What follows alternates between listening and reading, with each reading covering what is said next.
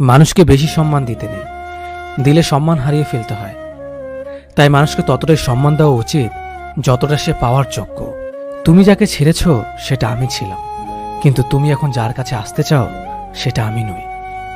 খুব বেশি ভালো হতে নেই, বরং নিজেকে খুশি করার জন্য ভালো কিছু করুন। এটা ঠিক যে সবারই জীবনে কখনো না কখনো খারাপ দিন আসে, কিন্তু কখনো হাল ছাড়বেন না।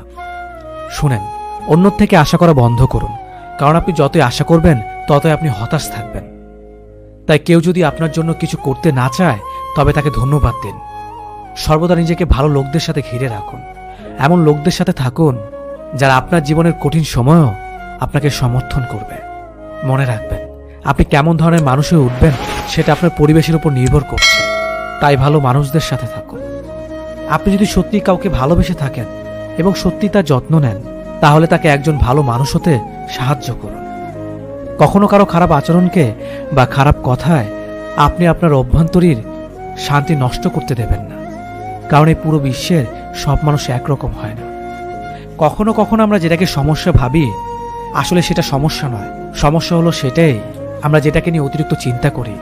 তাই কখনো বেশি টেনশন করবেন না, শুধু ধৈর্য ধরুন। এই পৃথিবীতে কোনো কিছুই স্থায়ী নয়, তাই কখনো খুব বেশি চাপ দেবেন না নিজেকে, কারণ পরিস্থিতি যত খারাপই হোক না কেন তা বদলে যাবে এবং আপনিও ঠিক হয়ে যাবেন।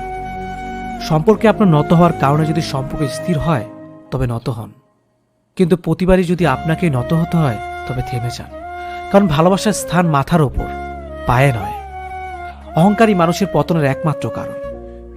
যারা অন্যকে ধ্বংস করার কথা চিন্তা করে তারা তাদের উদ্দেশ্যে এতটাই স্বার্থপর হয়ে ওঠে যে তারা নিজেরাই ধ্বংস হয়ে যায় তা তারা জানে না।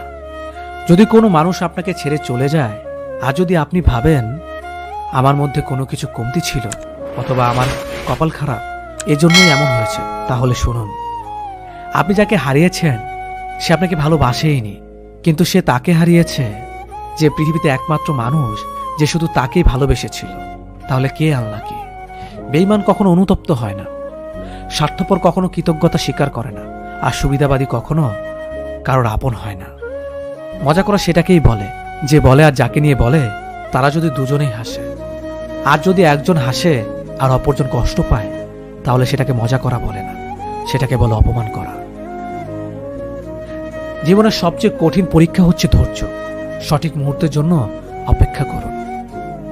যারা তোমাকে আঘাত কিংবা ছোট করার জন্য সুযোগ খোঁজে তাদের থেকে দূরে সরে থাকা উত্তম।